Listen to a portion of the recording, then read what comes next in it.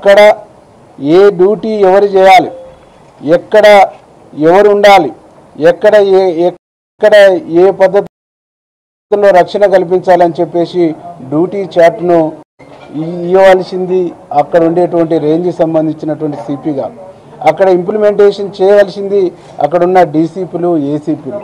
వీళ్ళను వదిలిపెట్టి మామూలు కానిస్టేబుల్ పైన నోటీసులు ఇవ్వటం, వాళ్ళకు షోకా చేయటం అనేటువంటి దాన్ని ఖండిస్తూ, వాళ్ళు కాదు ప్రధానమైనటువంటి బాధ్యత వహించాలని చెప్పేసి నేను ఈ సందర్భంగా డిమాండ్ చేస్తాను.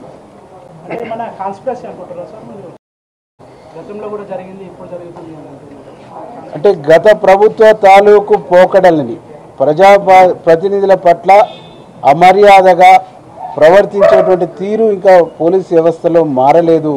దాన్ని మార్పు వచ్చేటువంటి విధంగా చర్యలు తీసుకోవాలని చెప్పేసి మేము స్పీకర్ గారిని కోరటం జరిగింది.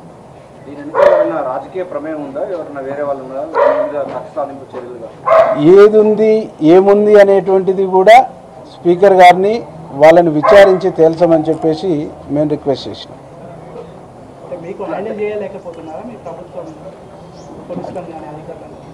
అంటే అక్కడ ఉన్న ఒక్కరిద్దరు అధికారులు చేసినటువంటి చర్యకు ప్రభుత్వానికి సంబంధం లేదు. ఆ అధికారుల యొక్క విధానం మీద, అధికారుల యొక్క ప్రవర్తన మీద, అధికారుల యొక్క వ్యవహార శైలి మీద, మేము బాధపడ్డ తీరు మీద ఈరోజు మేము స్పీకర్ గారికి విన్నపించుకోవడం జరిగింది. కాబట్టి అక్కడ ప్రవర్తించినటువంటి వ్యక్తుల మీద చర్య తీసుకోవాలని చెప్పేసి మాత్రమే మేము రిక్వెస్ట్ చేయడం జరిగింది. ఆ వ్యక్తుల మీద చర్య తీసుకోవడం ద్వారా వ్యవస్థలో ఇలాంటివి జరగకుండా ఒక మార్పు తీసుకురావాలని కూడా మేము స్పీకర్ గారిని రిక్వెస్ట్ చేయడం జరిగింది. అంటే మాకు స్పీకర్ మీద నమ్మకం ఉంది, స్పీకర్ చర్య తీసుకుంటాడు, స్పీకర్ దీన్ని సరిచేస్తాడు అనేటువంటి ఒక విశ్వాసం ఉంది. కాబట్టి అక్కడ విశ్వాసంతోనే మేము ఈరోజు ముందుకు వెళ్తాము.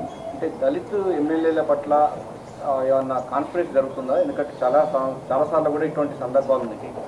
అంటే దళిత ఎమ్మెల్యేలకు సంబంధించి ఒక కింది స్థాయి నుంచి వచ్చినటువంటి వాళ్ళు, ఏ రాజకీయ పలుకుబడి లేనటువంటి వాళ్ళు మాకు జరగొద్దు అనేటువంటిది 100% కోరుకుంటున్నాం. మాకు రక్షణ కవచం అంటే కాన్స్టిట్యూషనే, భారత రాజ్యాంగమే. ఈ కాన్స్టిట్యూషన్ మాకు రక్షణ కవచంగా ఉంది.